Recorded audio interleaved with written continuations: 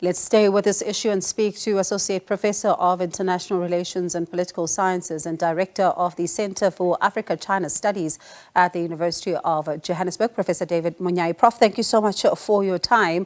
It's quite a significant, meeting, is it not? It is important. I mean, in 10 years, South Africa hasn't had such a meeting at that highest level. So I think this provides a golden opportunity for the two heads of states to exchange notes on issues concerning to global peace and security, as well as core issues of investments in a number of sectors that are critical in job creation in South Africa, as well as issues of health and the role of the United States in key strategic multilateral structure. And Prof, I'm not sure if you are still able to hear us. Your line has frozen there a bit. I'm not sure if it is rolling blackouts like we have been seeing with some of our other guests, and we'll try to re-establish a better line there with Prof. As you can see that his line is quite a bit frozen. As we talk about the President's significance, Prof, I do think you are back now. You were talking to us about this significant moment, and not surprising then that when the President was addressing that Congressional Black Caucus, he really spoke about more investment and how South Africa is open for business. Well, indeed, I think this is part of President Ramaphosa's strategy to ensure that we get more investments from the United States. I think investments in a number of sectors that are critical in job creation, such as in energy sector, health sector, and other areas, particularly infrastructure. So this is indeed a very big opportunity for President Ramaphosa, as well as for President Biden in his move to unite the world to resolve some of the thorny issues affecting the world. How much of an important issue is investment around energy as well? Because, we are seeing quite a lot of challenges in this regard.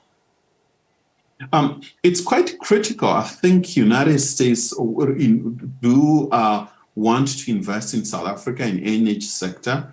There are a lot of opportunities in South Africa and across the African continent. I think for South Africa, it's just a question of ensuring that you get the investments, not just from United States, but other countries in Europe, opening up investments in energy from China and Japan, and you have Russia, particularly on a critical element of energy, which is nuclear, for peaceful purposes. You have to open up your market in a way that does not compromise your security in the long run, should you run into trouble with some of these countries. Therefore, you need to diversify and not depend on just one country, and in this case, United States. You and I have spoken about this issue, quite extensively before. I wonder, how frank will the discussions be around this issue of Russia and Ukraine, given the fact that South Africa has a neutral position and there has been, of course, some concerns here to say maybe we may try to be persuaded to think otherwise. Do you think, though, there could be room for us to change our stance, or it still stays the same and the discussions will need to be frank in that regard? I really do not see any movement in that regard as far as the United States pushing South Africa to take its position. I think South Africa will stick to its position, but this will be done politely and really making President Biden understand the nature and character of South Africa's foreign policy, that while it's so close to Washington, it's equally close to Moscow as well as Beijing. And it's a member of BRICS, and it can't overnight, because Washington says so, and it shifts its foreign policy 360 degrees. I don't see any inch in terms of movement. This is a president that is facing a lot of challenges at home. He's going to December for elections. I don't think he would then change a foreign policy that is well set and fully understood across South Africa as well as the African continent. I suppose then it's not surprising in his address that's just a short while ago talking about how Africa must be allowed to choose its own partners and not be seen to be a battleground for those who are trying to get some allegiances. Oh, indeed. But there will be a lot of noise from the media outside these meetings. I think President Biden fully understands South Africa's position. Much has been said. I don't think President Ramaphosa needs to explain himself in terms of the country's position. However, media will have nothing else to talk about other than Ukraine. But I think this is also a golden opportunity for President Ramaphosa to really alert President Biden and the American population of some burning issues that are affecting Africa. Mozambique terrorism, the Central Africa issue, Ethiopia crisis. So, and the world needs to pay attention to all these conflicts in a manner that does not be biased towards only Ukraine and stop everything else in the world. And I suppose the issues of climate change as well, in terms of the promises that would have then been made in this particular regard by Western countries. Has there been quite a lot in terms of delivery on that front?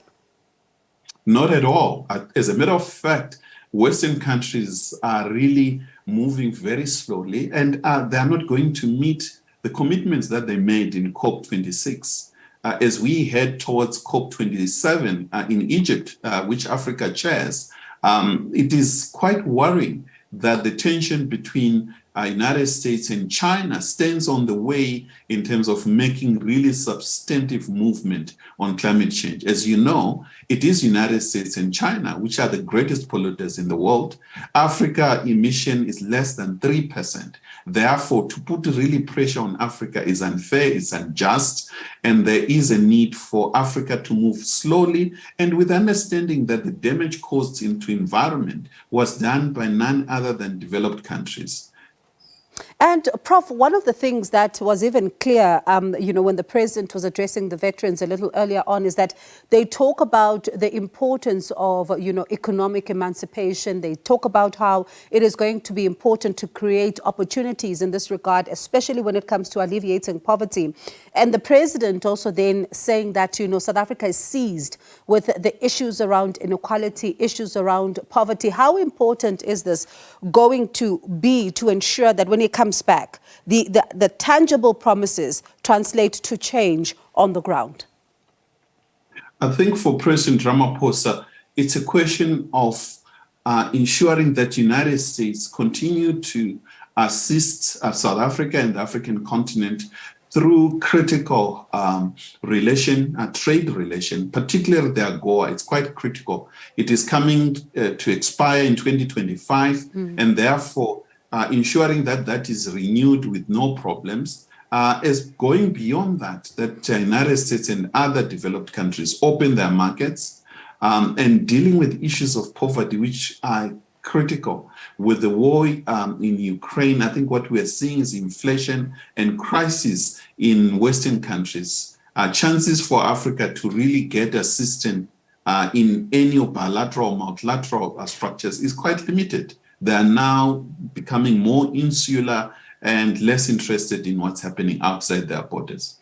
All right, Prof, thank you so much for your time this evening. Do appreciate it. That was Associate Professor of International Relations and Political Sciences and Director of the Center for Africa-China Studies at the University of Johannesburg, Professor David Monyae.